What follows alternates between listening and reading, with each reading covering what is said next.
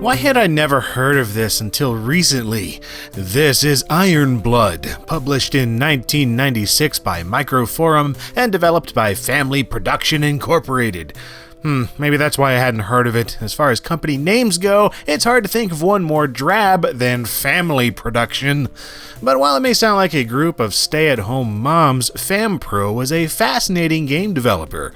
They were based in South Korea for one thing, were quite prolific in DOS PC game creation, and during the 90s a few of their properties actually made it overseas. Through a deal with the Canada-based Microforum, 3 of FamilyPro's games got English localizations: Shaki the Wolf, Rebel Runner, and Iron Blood. I'd heard murmurs of those first 2, yet I'd never once heard of Iron Blood until I ran across this box copy from Expert Software. As soon as I saw the box art and took a look at the screenshots on the back, I was psyched. It just screams mid-90s arcade goodness. This expert version of the game simply comes with a CD and a jewel case, relying on a README file instead of a proper manual, so that sucks, but at least it's got a nice shiny box.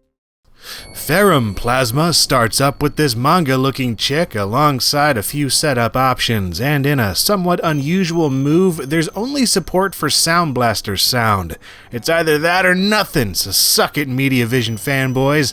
After some logo animations, Iron Blood unironically fades in its name on top of the main menu. This is the North American version, of course, but the original from Korea was titled Interrupt, and I have no idea what the name change was for. Seems kinda silly. Anyway, from the menu, it looks an awful lot like a classic 16-bit console game, right down to the music and sound tests in the options menu. Selecting Game Start will provide you with 2 beefy robots, the RG-104 Cybertroll and the SG-43 Ripple. These mecha have their own pilots, and there's a pretty involved backstory in the manual, but all you need to know is that the red one is slow and stronger, while the blue one is fast and weaker. The game itself plays in drastically different ways depending on your robotic preferences, but either way, you'll be battling through 6 levels divided up into several stages each. Initially, these levels play like a side-scrolling action arcade game, and a particularly weak one at that. Your weapons feel underpowered and the enemies' attacks seem really cheap. But let me tell you, Iron Blood is a game where first impressions mean basically nothing, because the good stuff is drip-fed to you slowly as you play. Your mecha is totally crap at first because you have to find power-ups, and these will drop from certain enemies as you kill them. So while you can just breeze through a level dodging everything, you'll be severely underpowered if you do this by the time you get around to the next stage. Like any good arcade game, it's imperative that you memorize how each enemy moves and which enemies will drop power-ups and health packs. It's not always intuitive either, especially on the shoot-'em-up stages. Oh yeah, sometimes the game will change styles completely, switching over to a spaceship shooter. It's a pretty tough one too, with the sprites being so large that it feels cumbersome at first.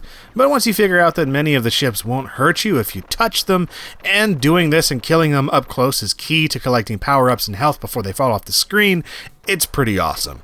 It's also got this thing where you have separate keys for firing left and firing right, which I'm glad for because having a key to toggle directions is bothersome to me. The other big thing that gives Iron Blood its personality is that the 2 playable robots change the pacing of the game completely depending on which one you choose.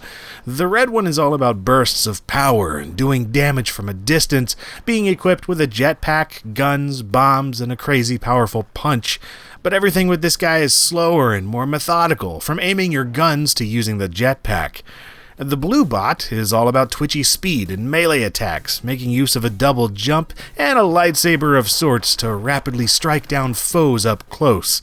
Not only are these differences just a matter of preference, but each mecha is better suited to certain stages and boss battles. The red one is more well-rounded when it comes to fighting on the ground, but the blue one is more nimble at dodging attacks, especially in the shoot-'em-up sections. Seeing as the game is about half and half between these 2 types of gameplay, it's really fun to play around and see which one works better for you overall. There are also some elements that help balance the 2 styles, like the power-up which temporarily gives you a powerful autonomous drone, and a few levels that differ depending on your robot. But for the most part, it's up to you to learn the 2 completely different strategies for each protagonist. And man, I think this is just awesome. It's one of those games where each time I play, I get just a bit further than last time if I'm really paying attention, and I love when an arcade game rewards you for skill like that. It's not always fair with the hit detection, and sometimes it's downright infuriating to die in the same spot over and over, but it only fills me with resolve to do better next time. Iron Blood is a pretty excellent little action game in my book, and I'm sure if it was in an arcade when I was a kid, then I would have lost hundreds of quarters gladly to it. Come to think of it, the graphics and sound seem like something straight off of a CP System arcade board, and I love that.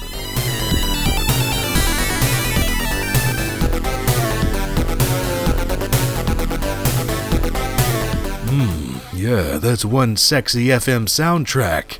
Now, while the music is good, the main thing that I wish was improved are the sound effects, because half the stuff sounds really tinny, and the other half is just, not there.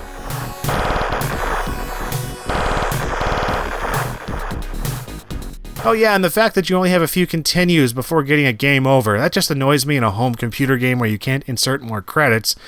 Well, anyway, that's Iron Blood. It's neat, and I like it, and it makes me want to dive deeper into the world of Korean PC stuff.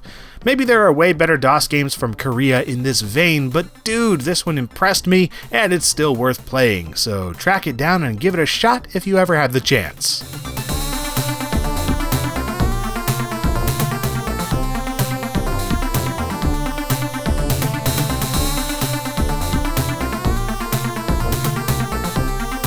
And if you enjoyed this video and would like to see some more stuff, then you can click on these or subscribe to be notified when more go up every Monday and Friday.